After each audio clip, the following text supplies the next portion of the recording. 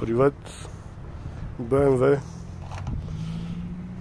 петица, пропуск от Семерин, от Маркуча.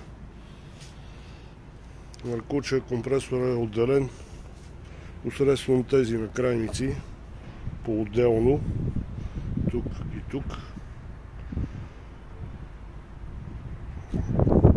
Външният радиатор е отделен също, който също пропуска. Вътрешният радиатор за сега не мърда.